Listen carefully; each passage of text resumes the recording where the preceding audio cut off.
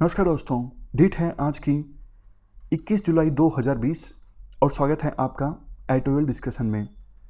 3 issues आज हमें detail से डिस्कस करने हैं। सबसे पहले हम प्राइवेटाइजेशन ऑफ इंडियन रेलवेज के बारे में आर्टिकल डिस्कस करेंगे। दूसरे नंबर पर सुप्रीम कोर्ट का हाल ही में वर्डिक्ट आया है टेम्पल से संबंधित, इसे डिस्कस करेंगे। और सबसे लास्ट में हेल्थ केयर से संबंधित इशू को डिस्कस करेंगे। चलिए डिस्कशन स्टार्ट करते हैं। First important article Indian railways के प्राइवेटाइजेशन से संबंधित है। आप जीएस पेपर 3 के इस टॉपिक से और इंफ्रास्ट्रक्चर टॉपिक से भी आर्टिकल को रिलेट कर सकते हो। देखो, इंडियन रेलवेज इंडिया की लाइफलाइन है। इंडियन रेलवेज ना सिर्फ पैसेंजर्स को और सामान को एक स्थान से दूसरे स्थान पर पहुंचाती है, बल्कि देखो इंडियन रेलवेज एक सोशल वेलफेयर ऑर्गेनाइजेशन का भी काम करती है। रिसेंटली क्या हुआ, सेंट्रल गवर्नमेंट ने 12 क्लस्टर्स में 109 ट्रेन रूट्स ओपन कर दिए प्राइवेट प्लेयर्स के लिए। अब प्राइवेट प्लेयर्स अप्लाई कर सकते हैं इन 109 ट्रेन रूट्स पर 150 से ज़्यादा वर्ल्ड क्लास प्राइवेट ट्रेन्स चलाने के लिए। सेंट्रल गवर्नमेंट का कहना है इससे पैसेंजर रेल ट्रैवल में मेजर ट्रांसफॉर्मेशन आएगा और ऑलमोस्ट 30,000 करोड़ की इन्वेस्टमेंट आएगी, प्राइवेट इन्वेस्टमेंट। तो इंडियन रेलवेज को इससे काफ़ी फायदा होगा। रेलवे बोर्ड का ये भी कहना है इस इनिशिएटिव का मकसद ये है modern technology rolling stock introduce करना जिसकी मेंटेनेंस कम से कम हो। रोलिंग स्टॉक का क्या मतलब होता है? डब्बे, ट्रेन के जो डब्बे होते हैं उन्हें रोलिंग स्टॉक कहा जाता है। तो पहला ऑब्जेक्टिव ये है इस इनिशिएटिव का, प्राइवेट प्लेयर्स जब ट्रेन चलाएंगे तो वो अच्छी क्वालिटी के डब्बे लगाएंगे ट्रेन में। इसके अलावा रिड्यूस्ड ट्रांजिट टाइम, ट्रेन को एक स्थान से दूसरे स्थान पर पहुंचने में जो टाइम लगता है उसे ट्रांजिट टाइम कहा जाता है, इसे रिड्यूस करना। क्योंकि आमतौर पर आरोप ये लगता है इंडिया में ट्रेन काफ़ी देरी से चलती हैं। इसके अलावा जॉब क्रिएट करना, पैसेंजर की सेफ्टी को इंक्रीज़ करना, पैसेंजर्स को world class travel experience provide करना।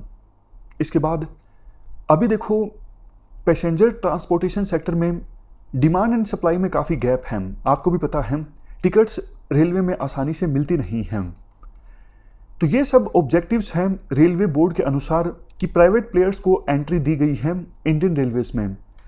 बट आज के राइटर्स जिन्होंने ये आर्टिकल लिखा है वो बोलते हैं देखो इस प्रकार से प्राइवेट प्लेयर्स को अलाउ किया जाएगा, इसके काफ़ी सारे नुकसान होंगे। ड्यूल कंट्रोल इस्टाब्लिश हो जाएगा, मतलब इन 109 रूट्स पे जो ट्रेन्स चलेंगी, ट्रेन के अंदर क्या क्या होगा सारी जिम्मेदारी प्राइवेट प्लेयर्स की होगी, लेकिन सेफ्टी संबंधित जिम्मेदारी जैसे सिग्नलिंग, ड्राइवर्स, ये सब इंडियन रेलवेज के होंगे। अगर देखो अनफॉर्चुनेटली एक्सीडेंट हो जाता है तो किसकी रिस्पॉन्सिबिलिटी होगी? ये अपने आप में एक बड़ा क्वेश्चन है। देखो, कहने को तो एक इंडिपेंडेंट रेगुलेटर इस्टाब्लिश किया जा सकता है जो डिसाइड करेगा कि गलती किसकी थी, बट डेली बेसिस पे आपस में बड़े स्केल पे कोऑर्डिनेशन चाहिए होगा जो अपने आप में इस्टाब्लिश करना आसान नहीं होगा। क्योंकि आधा काम इंडियन रेलवेज कर रहा होगा, आधा काम ये प्राइवेट प्लेयर्स कर रहे होंगे, तो रिस्पॉन्सिबिलिटी डिवाइड होगी। इसके अलावा देखो ये प्राइवेट प्लेयर्स अच्छी अच्छी ट्रेन्स चलाएंगी, हाई टेक्नोलॉजी वाले डब्बे होंगे, तो निश्चित तौर पर किराया तो ज़्यादा ही होगा।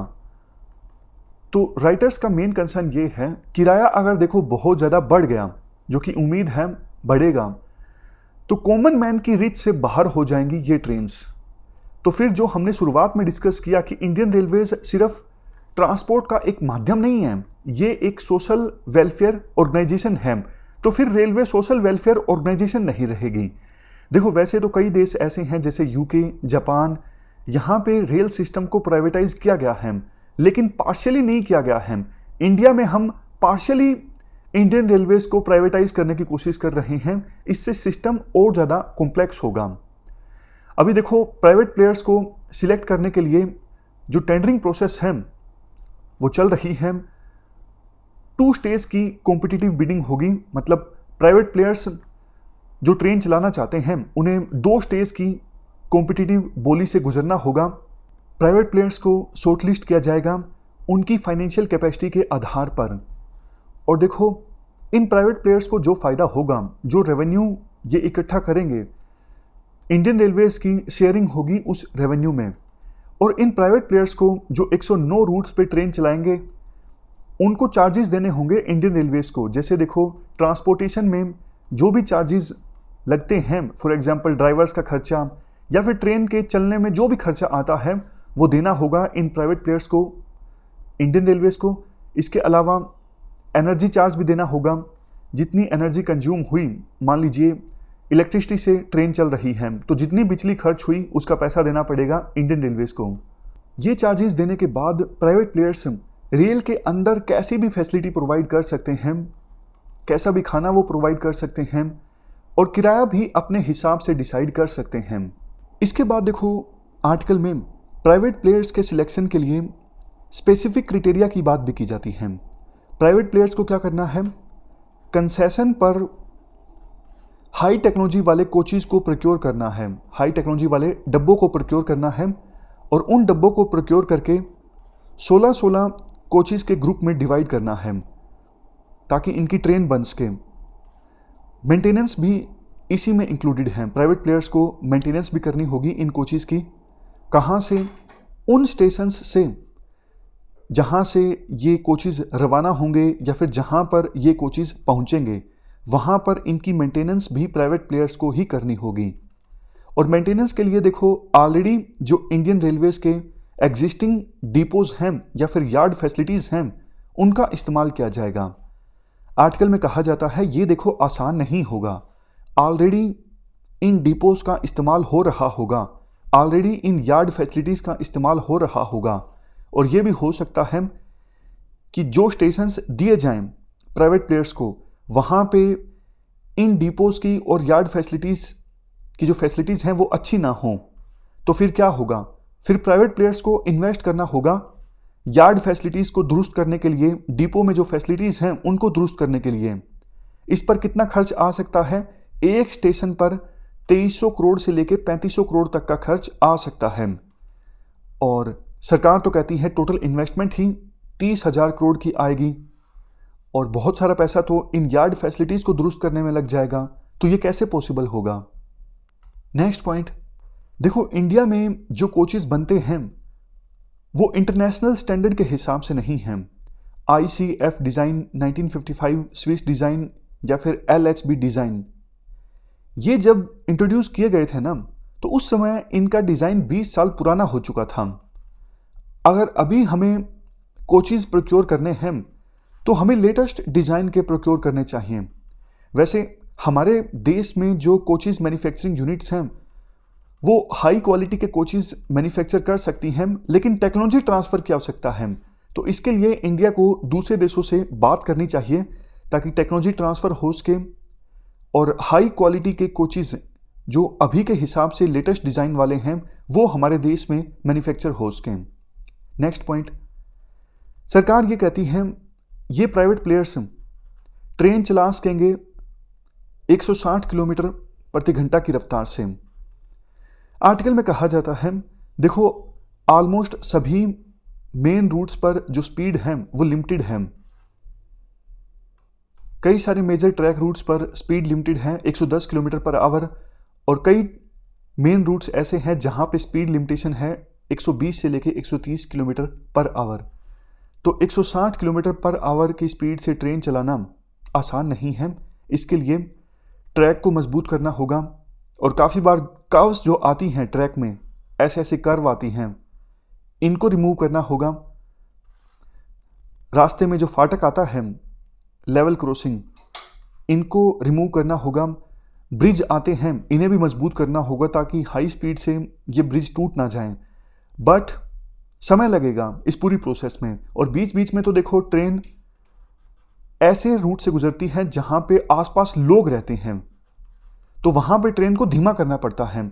तो होना ये चाहिए, जब ट्रेन ऐसी जगह से गुजरती है जहां पे पॉपुलेशन रहती है, वहां पे फेंसिंग हो, दीवार बनी हो ऊंची ऊंची, ताकि ट्रेन के आसपास ह्यूमन बींग्स ना हो और किसी प्रकार का कोई एक्सीडेंट ना हो। नेक्स्ट पॉइंट देखो, प्राइवेट प्लेयर्स जब ट्रेन चलाएंगे तो उनकी निगाह स्टाफ पर होगी। स्टाफ को वो कम कर देंगे अगर उन्हें लगेगा कि रेवेन्यू कम जनरेट हो रहा है, तो इससे सेफ्टी कॉम्प्रोमाइज़ हो सकती है। इवन देखो, जैसे इंडियन रेलवेज़ को तो रिजर्वेशन को ध्यान में रख के स्टाफ को अपॉइंट करना होता है, बट प्राइवेट प्लेयर्स के ऊपर ऐसी कोई बाउंडेशन नहीं होगी। ये सारे पॉइंट्स देकर अब राइटर कुछ दूसरे मॉडल्स के एग्जाम्पल देते हैं।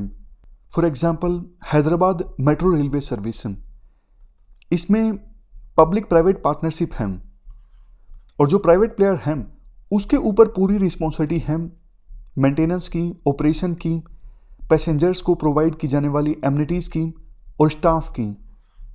स्टेट गवर्नमेंट तभी इंटरवीन करती है जब लैंड की आवश्यकता होती है, पावर की आवश्यकता होती है, परमिशन की आवश्यकता होती है या फिर लैंड ऑर्डर का इशू हो।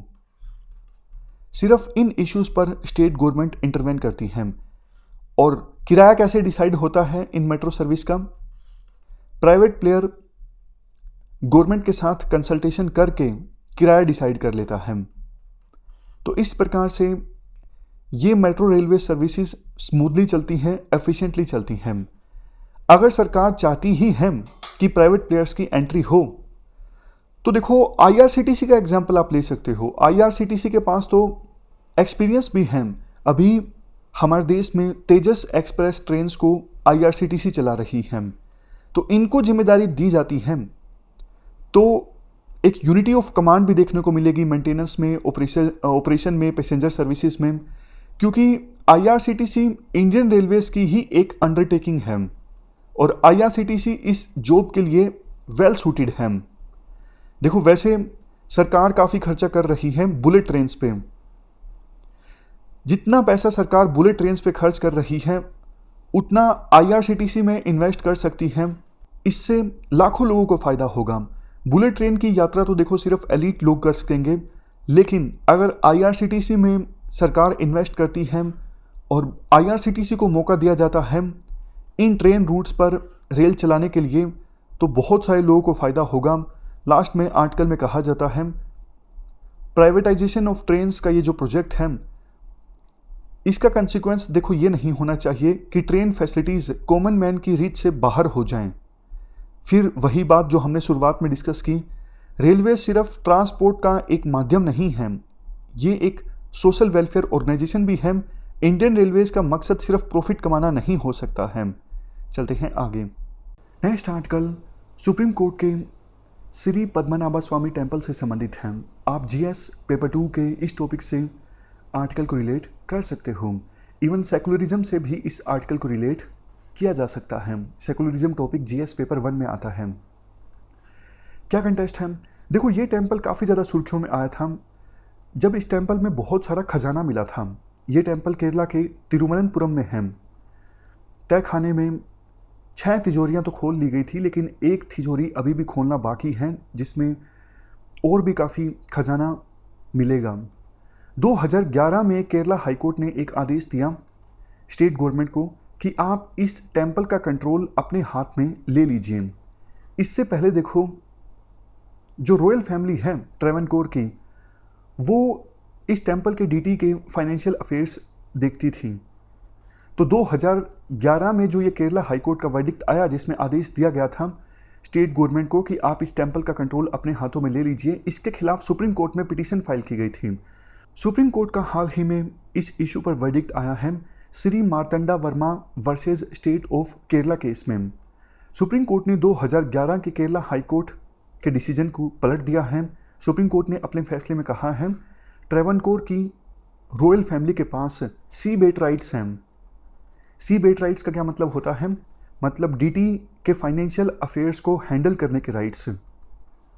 तो रॉयल फैमिली के जो सी बेट राइट्स हैं, यानी डीटी के फाइनेंशियल अफेयर्स को हैंडल करने के जो राइट्स हैं, सुप्रीम कोर्ट ने अपनी जजमेंट में रीस्टोर कर दिए। सुप्रीम कोर्ट ने ट्रेवनकोर रॉयल फैमिली के उस आर्ग्यूमेंट को माना कि टेम्पल एक पब्लिक टेम्पल है। बट देखो, सुप्रीम कोर्ट ने इसके साथ साथ 2 कमेटीज़ का भी गठन किया है। पहली कमेटी जिसको चेयर किया जाएगा तिरुवनंतपुरम के डिस्ट्रिक्ट जज के द्वारा, इसमें दूसरे मेंबर्स भी होंगे जैसे रॉयल फैमिली का एक रिप्रेजेंटेटिव होगा, टेम्पल के चीफ प्रीस्ट होंगे, स्टेट का एक नॉमिनी होगा, यूनियन मिनिस्ट्री ऑफ कल्चर का भी एक मेंबर होगा। ये कमेटी क्या करेगी? ये कमेटी टेम्पल के एडमिनिस्ट्रेशन में ट्रांसपेरेंसी इंश्योर करेगी, भाई टेम्पल का जो प्रशासन है वो ठीक से काम करे। इसके अलावा एक दूसरी कमेटी जिसको हेड किया जाएगा रिटायर्ड हाईकोर्ट जज के द्वारा, और इस रिटायर्ड हाईकोर्ट जज को नॉमिनेट किया जाएगा केरला हाईकोर्ट के चीफ जस्टिस के द्वारा। इस दूसरी कमेटी का काम क्या होगा? ये दूसरी कमेटी एडवाइस देगी एडमिनिस्ट्रेटिव कमेटी को, तो ये एक प्रकार से एडवाइजरी कमेटी होगी। और जो पहली वाली कमेटी है वो एडमिनिस्ट्रेटिव कमेटी है जो टेम्पल के ऑपरेशन में ट्रांसपेरेंसी इंश्योर करेगी, और ये दूसरी बड़े वाली कमेटी जिसको हेड किया जाएगा रिटायर्ड हाईकोर्ट जज के द्वारा, ये एडवाइस देगी एडमिनिस्ट्रेटिव कमेटी को। अब देखो, देखने में तो ये जो फैसला है वो ठीक लग सकता है, बट इसमें काफ़ी सारे इश्यूज हैं। सबसे पहला इशू तो देखो ये इमर्ज होके आता है 1971 में संविधान में जो 26वीं अमेंडमेंट की गई थी, उस अमेंडमेंट में ये प्रोविजन किया गया था सारे जो रॉयल टाइटल्स हैं उन्हें एबोलिश कर दिया जाए। अगर देखो सारे रॉयल टाइटल्स एबोलिश हो चुके हैं तो फिर ट्रेवनकोर की रॉयल फैमिली का टाइटल कहां से आ गया? सुप्रीम कोर्ट ने अपनी इस जजमेंट में कहा है ना कि ट्रेवनकोर की जो रॉयल फैमिली है उनके पास राइट्स हैं टेम्पल को फाइनेंशियल अफेयर्स देखने के। तो ट्रेवनकोर की रॉयल फैमिली कौन सी है? जब रॉयल टाइटल ही रिमूव हो गए तो ट्रेवनकोर की रॉयल फैमिली कहां से आ गई? सुप्रीम कोर्ट ने अपनी इस जजमेंट पे कहा कि जो 26वीं अमेंडमेंट है वो पद्मनाभा स्वामी टेम्पल के केस में रॉयल फैमिली के जो राइट्स हैं वो नहीं छीनती हैं। तो ये अपने आप में थोड़ा कॉन्ट्राडिक्टरी है।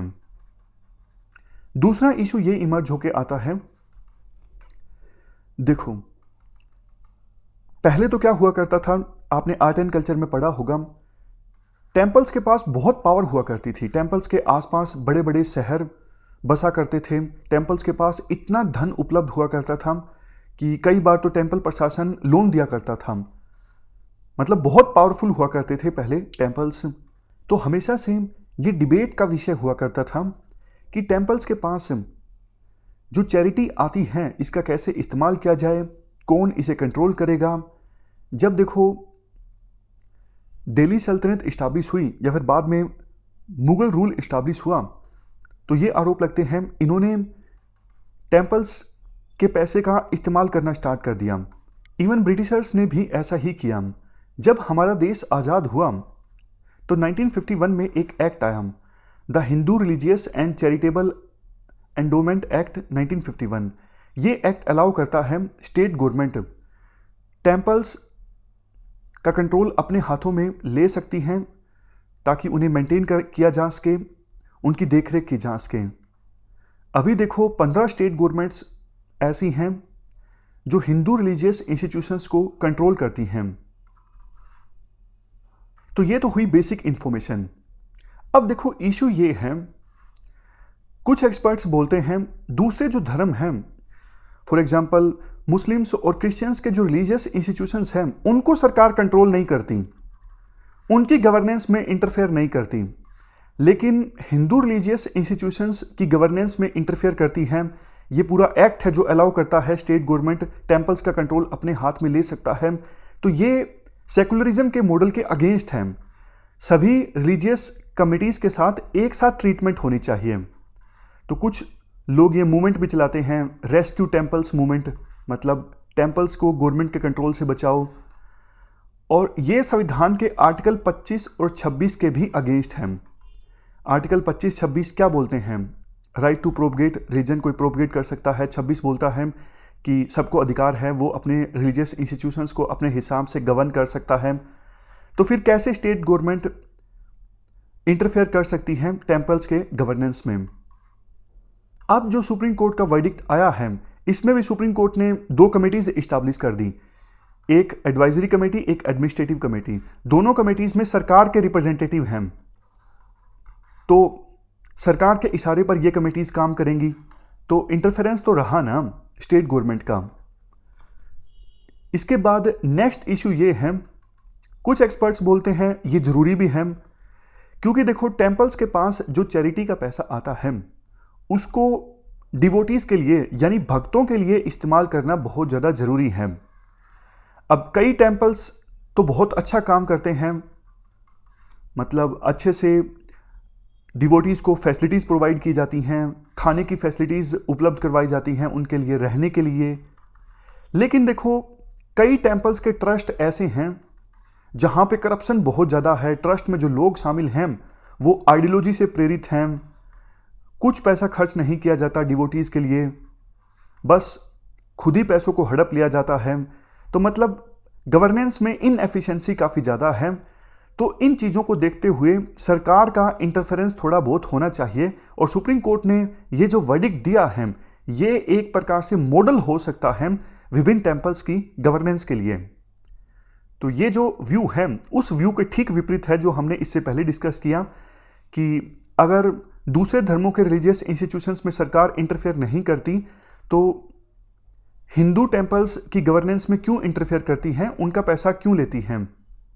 तो ये दो अलग अलग व्यू हैं, अलग अलग डिबेट हैं, आपको पता होना चाहिए। सेकुलरिज्म से संबंधित अगर आपको कुछ लिखना हो तो ये आप एक पॉइंट लिख सकते हो। चलते हैं आगे। नेक्स्ट आर्टिकल हेल्थ केयर से संबंधित है। आप जीएस पेपर 2 के इस टॉपिक से आर्टिकल को रिलेट कर सकते हो। सबसे पहले तो देखो आर्टिकल में ये बोला जाता है सस्टेन्ड म्युनिसिपल एफर्ट्स और कम्युनिटी पार्टिसिपेशन की सहायता से डेंस पॉपुलेटेड एरियाज में भी इस वायरस को हराया जा सकता है। इसका एक ज्वलंत उदाहरण है धारावी। धारावी में ये वायरस काफ़ी ज़्यादा फैल चुका था, लेकिन कम्युनिटी पार्टिसिपेशन की सहायता से और लगातार जो बीएमसी ने एफर्ट्स लगाए इसकी सहायता से धारावी में अब सिचुएशन काफ़ी सही है पहले के अपेक्षाकृत। देखो अब जैसे जैसे महामारी आगे बढ़ रही है केस एकदम से बढ़ रहे हैं। कल ही 37,000 केस एक दिन में हमारे देश में सामने आए। तो अब सरकार को थोड़ी अलग अप्रोच अपनाने की आवश्यकता है, क्योंकि बार बार अब लॉकडाउन नहीं लगाया जा सकता, क्योंकि लॉकडाउन की बहुत बड़ी भारी कीमत चुकानी पड़ती है गरीब लोगों को, इकोनॉमी को काफ़ी नुकसान होता है। अब हमें महामारी का सामना करना ही होगा। इसके लिए देखो वैसे डेली बेसिस पे स्टेट के और पूरे देश के आंकड़े जारी किए जाते हैं, ये ठीक हैं, बट देखो अब डिस्ट्रिक्ट वाइज भी आंकड़े जारी किए जाएं ताकि हर एक डिस्ट्रिक्ट अपने हिसाब से अप्रोच को फॉलो कर सके। और वो डिस्ट्रिक्ट जहां पे देखो केसेस काफ़ी ज़्यादा कम हैं उन डिस्ट्रिक्ट्स को और एम्पावर किया जाए ताकि वहां पे तो महामारी बिल्कुल पनप ही ना सके। उनको टेस्टिंग के लिए प्रॉपर इक्विपमेंट्स दिए जाएं और डॉक्टर्स को प्रॉपर इक्विपमेंट्स दिए जाएं ताकि शुरुआत में अगर थोड़े बहुत केस सामने भी आते हैं तो वो निप ऑन द बड हो जाएं, मतलब बढ़ने से पहले ही खत्म हो जाएं। तो ये डिस्ट्रिक्ट वाइज अप्रोच अभी अपनाने की आवश्यकता है। उसके बाद देखो जो हमारी टीयर 2 और टीयर 3 सिटीज़ हैं यहाँ पे टेस्टिंग की काफ़ी दिक्कत आ रही है। तो एक काम ये हो सकता है टीयर 2 और टीयर 3 सिटीज़ में जो साइंस के कॉलेजेस हैं वहाँ पे देखो जूलॉजी अलाइड डिपार्टमेंट्स होंगे, जैसे माइक्रोबायोलॉजी या फिर बायोकेमिस्ट्री, केमिस्ट्री के डिपार्टमेंट्स होंगे। ये डिपार्टमेंट्स लेबोरेटरी की सर्विस प्रोवाइड कर सकते हैं बेसिक पीसीआर टेस्ट के लिए। ये देखो हो सकता है, ज़्यादा मुश्किल नहीं है। इसके लिए यूजीसी और आईसीएमआर के बीच कोलैबोरेशन की आवश्यकता है। इससे स्टूडेंट्स भी ज़्यादा एंकरेज होंगे इन एरियाज़ में अपना करियर इस्टेब्लिश करने के लिए। जैसे देखो 1990s में एक बूम आया था आईटी सेक्टर, कंप्यूटर ट्रेनिंग, इन सब चीज़ों में। तो अभी एक बार फिर से जो हेल्थ केयर है इसमें बूम आ सकता है। लेबोरेटरी से लेके सप्लाई चेन में जो भी बीच में प्रोफेशन आते हैं इसके तरफ यूथ ज़्यादा आकर्षित होंगे, क्योंकि रोजगार के ज़्यादा अवसर जनरेट होंगे इन एरियाज़ में। और देखो अगर फिलहाल के समय में हमने यूथ को प्रॉपर ट्रेनिंग नहीं दी इन एरियाज में तो ये एक प्रकार से बहुत अच्छी अपॉर्चुनिटी वेस्ट हो जाएगी। इसके बाद आर्टिकल में कहा जाता है देखो काफ़ी सारे प्रोडक्ट्स पिछले 8 हफ्तों में निकल के आए हैं। डेली बेसिस पे आप भी देखते होंगे, प्रीलिम बूस्टर न्यूज़ डिस्कशन में हम देखते हैं कभी कोई कोरोजर डायग्नोस्टिक किट आई है, कभी कोई डिसइंफेक्टेंट का प्रोडक्ट आया है। अब आवश्यकता ये है कि इन प्रोडक्ट्स को क्वालिटी के पैमाने पर परखा जाए और जो भी प्रोडक्ट्स सही हैं वो मार्केट में आएँ। इसके लिए अगर स्टार्टअप्स को पैसों की भी आवश्यकता है तो सरकार इंसेंटिवाइज करे, क्योंकि देखो इतने सारे जो प्रोडक्ट्स डेवलप हुए हैं, जैसे क्रोजर किट है 400 रुपये की है टेस्टिंग के लिए। अब जब तक ये बड़े स्केल पे मार्केट में नहीं आएगी तो फिर क्या फायदा इस किट का।